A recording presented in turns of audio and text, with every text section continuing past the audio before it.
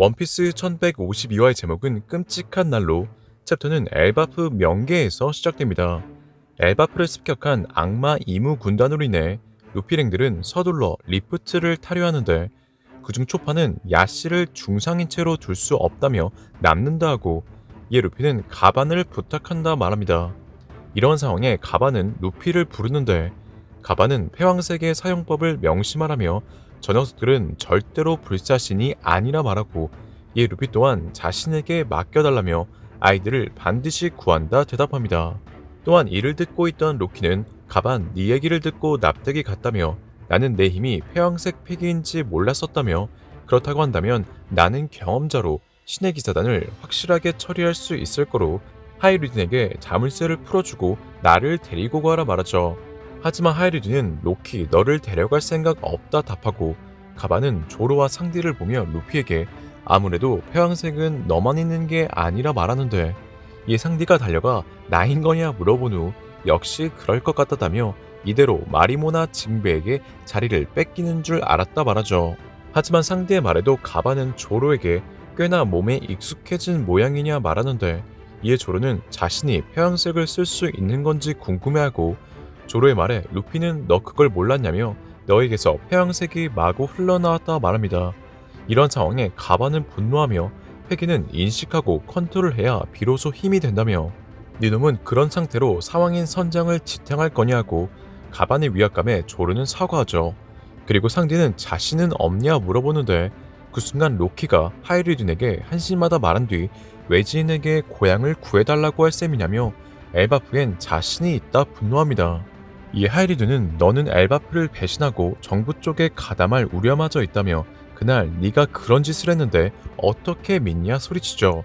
이런 상황에 루피는 피해자가 늘겠다며 서두르자 하고, 로키에게 자신의 동료가 되어달라고 말하며 하이루딘에게 이 녀석의 동료가 된다면 자유롭게 해줘도 되냐 묻지만, 조로는 이렇게 커다란 놈은 써니워에 못 태운다 하고, 상디 또한 식량은 어쩌냐고 반발합니다. 이런 말에도 루피는 로키에게 엘바프는 네가 필요 없는 것 같다며 내가 봤을 때 재밌는 데다 무슨 일이 생기면 그냥 날려버리면 되니까 괜찮다 말하는데, 루피의 말에 로키는 헛소리하지 말라며 내가 니놈의 부하가 될 리 없다 분노하죠. 루피의 말에 하이루딘은 무슨 직감이 오냐 물어보지만 루피는 단지 이 녀석이 싸우는 걸 보고 싶다 말했고, 이에 하이루딘은 유감이지만 로키는 엘바프 사용 수익에 넘겨줄 수 없다 하여 루피는 알겠다 하죠.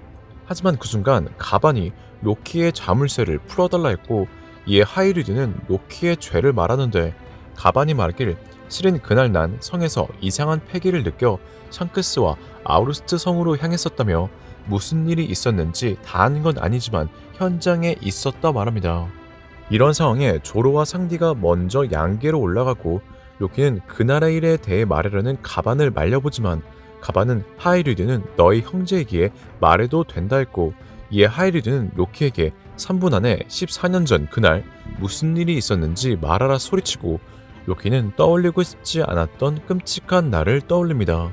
14년 전 엘바프 아우루스 성에는 로키와 야르리 호출을 받아 입성하는데, 로키는 록스를 죽인 세계정부에 혼을 판 남자에게 관심이 없지만 엘바프가 그쪽으로 간다면 난 적대해주겠다 말했고, 이에 야르리 나는 늙어 정치는 젊은 사람이 하는 거라고 하자 로키는 덱들이 그런 맥 빠지는 소리를 하고 있으니 무기도 못 쓰고 평화에 찌든 꼬맹이들이 잘하는 거라 말하죠. 그리고 이들은 헤럴드 왕의 방에 근접하는데, 그 순간 헤럴드 왕의 부하들이 이들을 막으며 확인해 볼 게 있다며 말했고, 이에 로키는 문을 부수며 들어갑니다. 이렇게 로키가 헤럴드 왕의 왕좌에 들어가자 헤럴드 왕은 자신의 부하들에게 공격당했었고, 이를 본 야를과 로키는 충격에 빠지며 로키는 무슨 짓들이냐 소리치죠. 장면은 14년 전 가반의 집으로 바뀌고, 샹크스와 가반은 목욕 중인데, 가반은 너와 목욕한 지 3, 4년 된 것 같다 말했지만 샹크스는 선장이 죽고 이미 10년이라며 이후 인생이 몰라보게 달라졌다며, 난 사실 버기랑 마음 편히 해적을 할 생각이었지만 아직 이 엘바프에도 알고 싶은 게 많아졌다 말합니다. 이에 가반은 샹크스에게 너는 운명의 아이라며 오늘은 자잘한 건 생각하지 말자며 리틀가든에서 도리와 브로기를 만난 얘기와 이런저런 이야기를 합니다. 그리고 목욕을 마친 뒤 가반은 헤럴드 왕을 아냐 물어보는데 이에 샹크스는 말이 좋아해서 만나 좀 친하게 지냈지만 성지에선 말할 수도 없는 것들도 있어서 이 나라에 돌아와 있다면 만나고 싶다 말합니다. 하지만 그날 성 안에서는 대학살 사건이 일어났고 엘바프 역사상 가장 사랑받는 왕 헤럴드가 목숨을 잃는데 이런 상황과 함께 엘바프에 전해지는 금단의 악마의 열매가 있는 곳에 누군가 침입하며 시간은 크게 거슬러 올라갑니다. 지금으로부터 109년 전 이 세상에는 가장 무서운 것이 거병의 적단이었는데 비슷한 시기에 헤럴드 왕은 인간 나라를 습격해 엘바프란 이름을 더욱 공포로 만들었고 고작 45세의 왕이 된 헤럴드가 매우 극심한 쓰레기라고 소개되는 장면과 함께 원피스 1152화는 끝이 납니다. 그리고 원피스 최신 애니를 볼 수 있는 꿀팁 하나를 소개해드리겠습니다. 그 방법은 서프샤크 VPN을 이용하는 방법인데요. 여기서 VPN이란 실제 IP를 바꿔 개인정보를 지켜주는 서비스로 서프샤크 VPN은 한국에서 시청할 수 없는 영화, 드라마, 애니 등을 클릭 한 번에 해외로 바꿔 광범위하게 즐길 수 있게 해주죠. 예를 들어 국내 넷플릭스의 원피스는 일부 에피소드만 공개됐지만 일본 넷플릭스는 현재 모든 에피소드가 공개됐으며 최신화 또한 매주 목요일에 공개되고 있습니다. 또한 서프샤크 VPN은 암호화 기술을 통해 뉴스에서 화제였었던 공공 와이파이 해킹과 개인정보 유출 피해까지 안전하게 보호할 수 있어 지금 surfshark.com/randomtv 이 링크를 타고 들어가시거나 코드 랜덤TV를 입력하시면 4개월 추가 이용 혜택도 받을 수 있습니다. 한 계정으로 친구들이나 가족하고 무제한으로 이용이 가능하며 만약 사용하다가 마음에 안 든다면 30일 이내 전액 환불 보장을 받을 수 있으니 자세한 설명과 링크는 고정 댓글을 확인해 주시길 바랍니다. 원피스 1152화 관전 포인트 첫 번째 샹크스 왼팔의 문신. 이번 화에서 14년 전 엘바프 과거와 함께 샹크스의 과거 또한 공개됐습니다. 14년 전 샹크스는 가반과 엘바프에서 목욕을 하고 있었는데 여기서 샹크스의 왼팔을 보면 의문 모를 문신이 있었죠. 이러한 이유로 독자들은 샹크스의 문신이 킬링엄이 말했었던 어비스를 통과하기 위한 문양, 즉 이무와 계약하에 생긴 문신이 아닌가 추측하고 있습니다. 이렇게 만약 샹크스의 문신이 이무와 계약하에 생긴 문신이라면 과거 바다의 황제 사왕이었지만 소형 해왕류에게 왼팔을 잃은 설정으로도 회수할 수 있어 보이지만 개인적으로 저는 샹크스의 문신이 이무와 계약하에 생긴 문신은 아니라고 생각하는데요. 그 이유는 신의 기사단 소머즈 8에 있었던 문신과 다르다는 점과 샹크스가 세계 정부가 800년 동안 찾고 있었던 고무고무 열매를 세계 정부로부터 빼앗았다는 점으로 샹크스의 문신은 다른 의미를 가지고 있을 거로 생각합니다. 개인적으로 샹크스의 왼팔에 새겨진 문신은 천룡인 관련 문신이거나 피거랜드 가문의 문신으로 추측하는데 그 이유는 샹크스의 문신이 소머즈와 킬링엄의 팔에 감긴 완장 문양과 비슷하기 때문으로 이 문양이 신의 기사단을 상징하는 문양으로도 보이지만 세 명의 문양은 비슷하지만 살짝씩 달랐죠.